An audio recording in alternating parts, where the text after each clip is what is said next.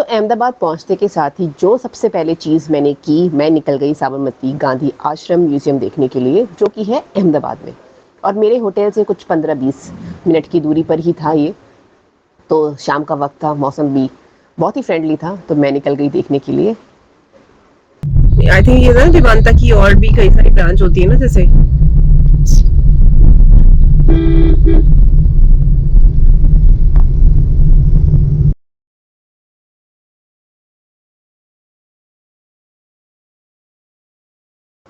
मैं यहाँ first time visit कर रही थी। मैंने सुना था काफ़ी इस आश्रम के बारे में, बट मुझे नहीं पता था कि मेरी भी फिलॉसफी निकल कर आ जाएगी इतनी ज़्यादा इस आश्रम में एंटर करने के बाद ही। तो जब मैं यहाँ पहुँची, पता नहीं मुझे ऑटोमेटिकली वैसी वाली फीलिंग आई कि कि एक बार मैं इस जगह को टच करके एक ब्लेसिंग्स लूँ। पता नहीं, वो मुझे भी नहीं पता वो कैसे मेरे साथ हुआ। मैंने उस पावन जगह को टच किया, ब्लेसिंग्स ली और मैं निकल गई थोड़ा आगे म्यूज़ियम की तरफ। और ये जगह इतनी पीसफुल थी, इतनी शांत थी कि मतलब इस जगह में ऑटोमेटिकली आपका किसी से बात करने का मन नहीं कर रहा था। आप जस्ट उस वाइब को फ़ील करने में लगे हुए थे कि क्या हुआ होगा यहाँ पर, कैसे रहते होंगे फादर ऑफ नेशन यहाँ पर, और कैसे उन्होंने सारी चीज़ें यहाँ से शुरू की होंगी। तो वो सब चीज़ें मेरे दिमाग में बहुत ज़्यादा चल रही थी। सब चीज़ें रिकॉल हो रही थी कि बहुत सारे लोग बहुत सारी बातें बोलते हैं, कुछ अच्छा बोलते हैं, कुछ बुरा बोलते हैं, बट हर किसी का अपना एक्सपीरियंस होता है। जब आप उस जगह में जाकर देखते हो या उन चीज़ों को सीखते हो अपने थ्रू, तब आपको बहुत सारी चीज़ों का एक्सपीरियंस होता है, अच्छी बुरी हर तरह की चीज़ों का एक्सपीरियंस होता है। तो बस मैं यहाँ वही करने आई थी और साथ में आप लोगों को बताने भी आई थी।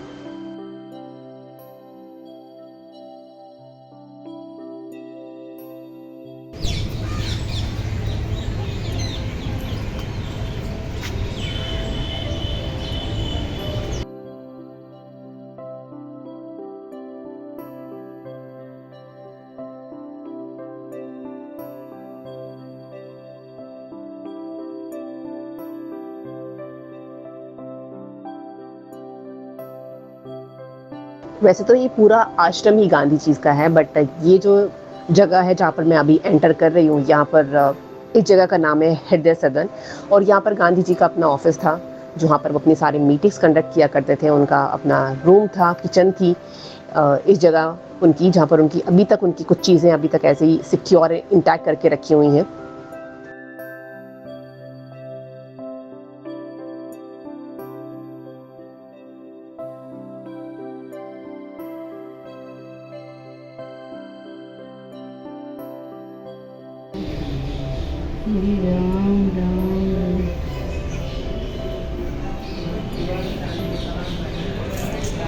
पहले तो ऐसे ही होता होगा ना हर जगह पे कि ये गिलास से खाना, मिट्टी के बर्तन, ये तो चलते थे पहले के टाइम पे। कितना ठंडा, और देखो यहाँ पे ना पंखे की ज़रूरत भी नहीं है। हाँ, एकदम शांति है। देखो, ना लाइट की ज़रूरत ना पंखे की ज़रूरत, इतना अच्छा बना रखा है वेंटिलेशन। खपड़ा क्या बोलते हैं इसको?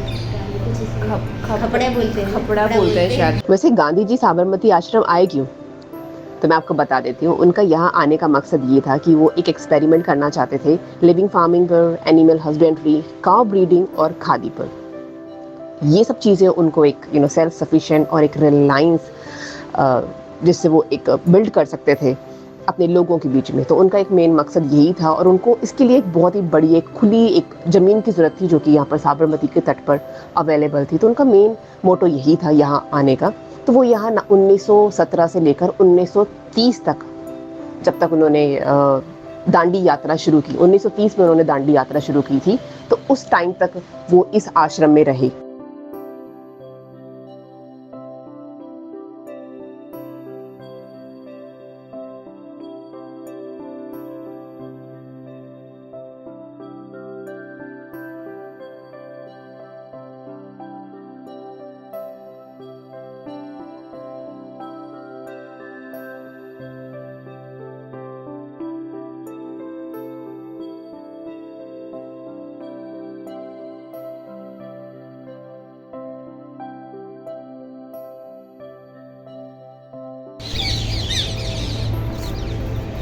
और ये मेरे पीछे है साबरमती, और मैं जैसे ही आश्रम में आई, मुझे ना वो एक गाना है ना, दे दी हमें आज़ादी बिना खड़क बिना ढाल, साबरमती के संत तूने कर दिया कमाल, रघुपति राघव राजा राम। वही गाना मुझे एकदम से याद आ गया और मुझे इतना अच्छा लग रहा है ना यहाँ पर, बहुत सुकून है, बहुत पीस है यहाँ पर। और अभी आपने देखा लास्ट क्लिप में कि छोटे छोटे बच्चे जो स्लम से आते हैं वो यहाँ पर आकर उनको एक एनजीओ है जो इनको सपोर्ट करता है और ये हैंडमेड चीज़ें यहाँ पर बनाते हैं। तो उस आश्रम में जो भी अंदर रखा हुआ था वो सारी चीज़ें बच्चों ने हाथ से बनाई हैं और वो बना भी रहे थे, मतलब सामने ही सामने ऐसे ना।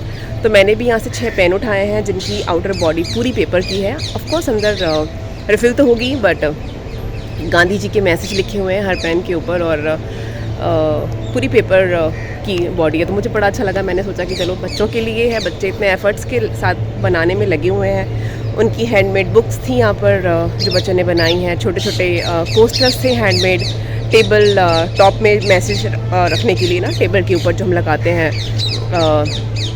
मैसेज की थैंक यू। आपने देखा होगा जब आप रेस्टोरेंट में जाते हैं तो एक लगा होता है ना रिजर्व का, थैंक यू का, जो टेबल टॉप पे मैसेज लगे होते हैं, वो भी सब बच्चों ने हाथ से बनाए हुए थे, बड़े क्यूट से बनाए हुए थे। और बस मुझे यही बताना था आपको, तो बहुत ही अच्छा लग रहा है। और ये देखिए मेरे पीछे का view, it's so mesmerising, so peaceful, मतलब मैं बता ही नहीं सकती कितना अच्छा लग रहा है। तो मैं अभी यहाँ पर देख रही हूँ कि यहाँ नीचे जाने का रास्ता कहाँ से है। किसी ने मुझे बताया कि बाहर निकल के तब आप आगे की तरफ से आप साबरमती की साइड जा सकते हो।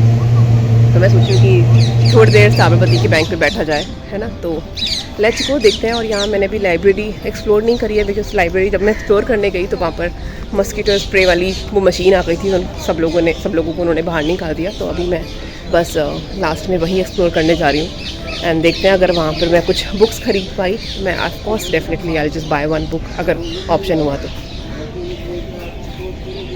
बट अभी मुझे लग रहा है इट्स वर्थ कमिंग हियर। अच्छा हुआ मैं नहीं बैठी वहाँ पर, अदरवाइज़ तो मैं सो ही जाती और मैं फटाफट से निकल कर आ गई। तो मुझे अच्छा लग रहा है।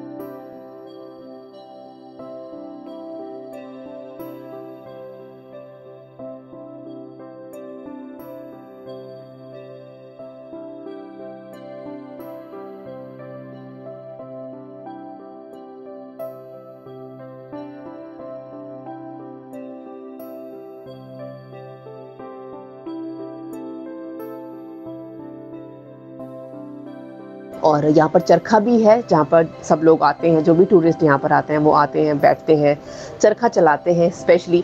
और जब मैं यहाँ आई तो ऑफ कोर्स मैंने भी वो चीज़ की, और वाकई में वो चरखा चला के जो उस टाइम पे जो मुझे फ़ील हो रहा था, मैं आपको वो अपनी पर्सनल फीलिंग शेयर करना चाहती हूँ।